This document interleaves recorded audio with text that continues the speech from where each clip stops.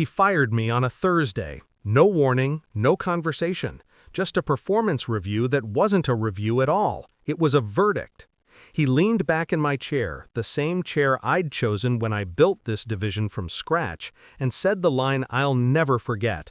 "I won't spend another dime on an incompetent employee." I remember the way he said it, that smug, corporate tone of a man who thought authority made him intelligent. His tie was crooked. His hands trembled slightly when he spoke. Weakness disguised as power. I didn't argue, didn't beg, didn't even blink. I just smiled and said, "Good luck." He took it as surrender. That was his first mistake. Before he came, the company was different. We built things that mattered, systems that worked, ideas that lived beyond spreadsheets. I'd spent 7 years here, designing the architecture that made every transaction seamless.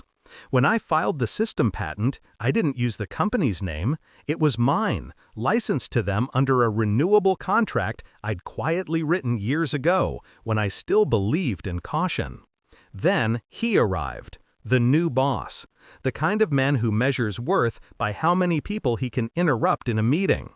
He shook my hand on his first day, said he admired my work, and asked to learn everything about my system.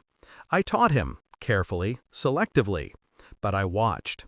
The way he took credit in front of the board, the way he replaced collaboration with control.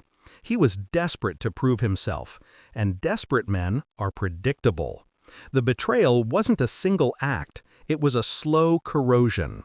Emails I wasn't copied on, budget approvals rerouted through him, meetings rescheduled when I wasn't around. Then, one night, I stayed late and saw the proposal draft open on the shared drive. My system, my design, presented as his. That was the moment I stopped trusting and started planning. Revenge, for me, was never about rage. It was about precision.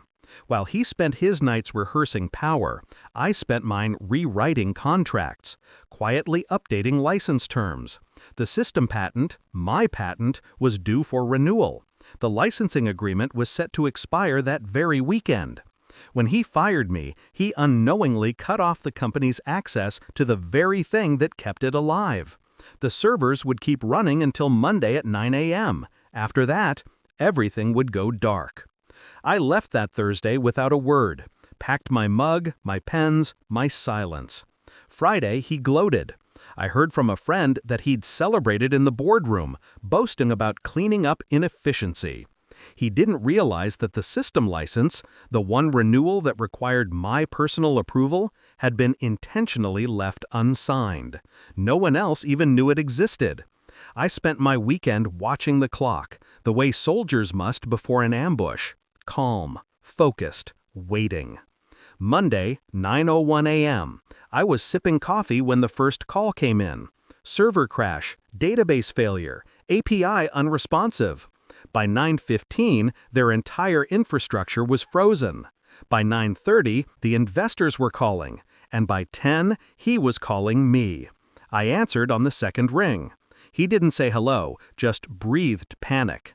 "The system's down. We can't access anything. What the hell did you do?" I kept my tone even. "You terminated my contract. The system runs on a private license. My license." Silence. You could hear the weight of realization in it. He tried to threaten me, of course. Legal action, lawsuits, corporate tantrums. I let him finish. Then I reminded him, gently, that the patent was public record. My name was on it. My terms were binding. "You said you wouldn't spend another dime on an incompetent employee," I told him. "Turns out you'll have to spend a lot more to replace one."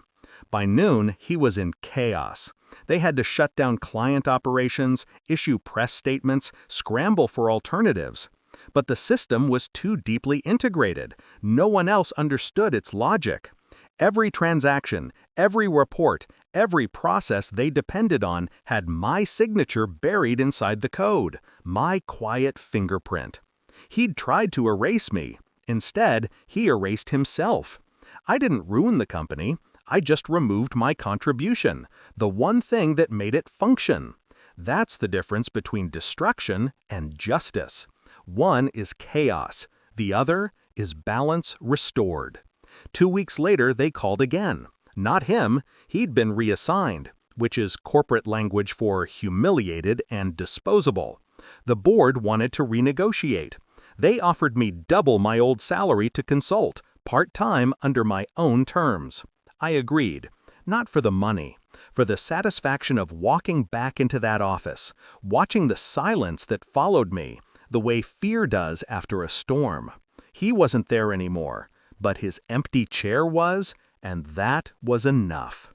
People think revenge is about anger. It's not. It's about remembering, patiently, quietly, until the world gives you the moment to act. I didn't shout, I didn't fight, I just waited. And when Monday came,